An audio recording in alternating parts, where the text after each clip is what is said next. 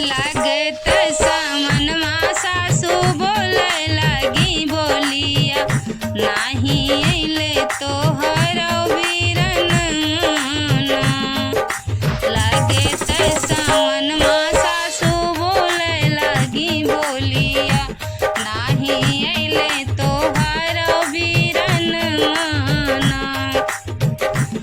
मैया पापा भूल गए दाई के गमन मैया पापा भूल दाई के गमन कमन ऐसे कैलू तू कमवाना कमन ऐसे कैलू तू कमवाना लागत सामनमा सासू बोले लगी बोलिया नाही अइले तोहारो सबीरन माना लागत सामनमा सासू बोले लगी बोलिया नाही अइले तोहारो बीरन माना। जब इतना उनके सासू माँ बोली तो बहुत दुख हुआ, रोए लगी। लेकिन आगे देखा का होता है। इतनी बचन जब सुनली है बहूहर इतनी बचन जब सुनली है बहूहर आंसुअन से भीगठिया चरवाना आंसुअन से भीगया चरवाना लागत सामनमा सासू बोले लगी बोलिया नाही अइले तोहरो बीरन नाही मोरी सासू हम मैया बिसराई नाही मोरी सासू हम मैया बिसराई नाही भूले पापा दै गवन माना नाही भूले पापा दै गवन माना लागत सामनमा सासू बोले लगी बोलिया नाही अइले तोहारो बीरन माना लागत सामनमा सासू बोले लगी बोलिया नाही अइले तोहारो बीरन माना मैया पापा के आइल बा बुढ़ापा मैया पापा के आइल बा बुढ़ापा भैया मोरे गइले विदेशवाना भैया मोरा गइले विदेशवाना केकरा के भेजे मैया मोरी हमारे ससुरवा केकरा का भेजे मैया मोरी हमारे ससुरवा कैसे जाई हम नैहरवाना कैसे के जाई हम नैहरवाना लागत सामनमा सासू बोले लगी बोलिया नाही अइले तोहारो बीरन माना लागत सामनमा सासू बोले लगी बोलिया नाही अइले तोहारो बीरन माना इतने मायाई गले उनकर बीरन माँ इतने आई गले उनकर बीरन माँ सागर लाई के सामान माना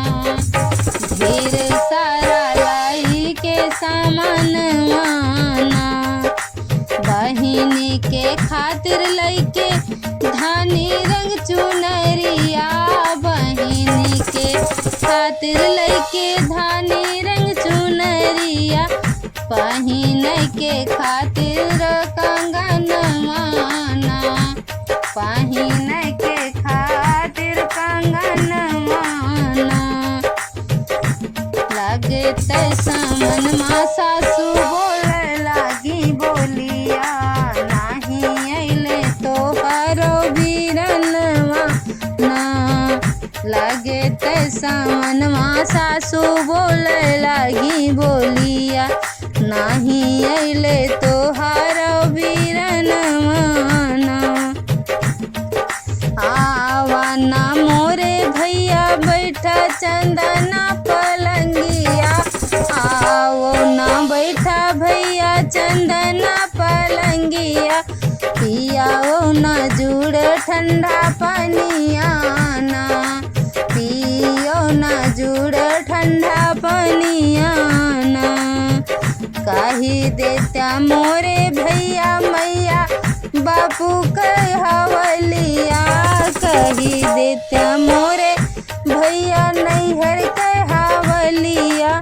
कैसे के बाटे मोर भैया, कैसे के बाटे मोर मैया ना, कैसे के बाटे मोर बापैया ना। मैया यो बाबा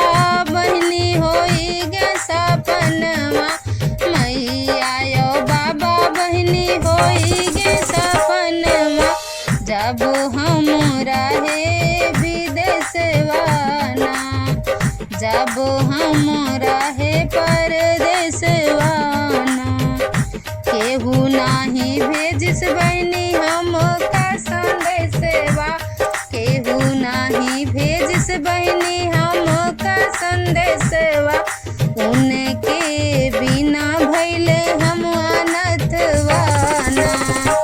उनके बिना भैले हम अनथवाना। हमारी भैया यो बहिनी के बनल रहना ता, भैया यो बहिनी के बनल रहनतवा, हम ही एक दूजे के सहारवाना, हम ही न एक दूजे के सहारवाना। लागत सामनमा सासू बोले लागी बोलिया नाही अइले तोहार बीरनवाना, लागत सामनमा सासू बोले लागी बोलिया नाही अइले तोहार बीरनवाना। वैसे अब केहू बोली वोली नहीं बोलते, सब पहले का रहा है, बहुत बोलत रही अपन बिटिया बोलावे बहू भेज दे नहीं करे, लेकिन अब ऐसा कुछ नहीं है, बहू कभो न जाए तो और सास खुश रहती। हर महादेव, राधे राधे। आप सबके कार आया है कमेंट में जरूर बताइए।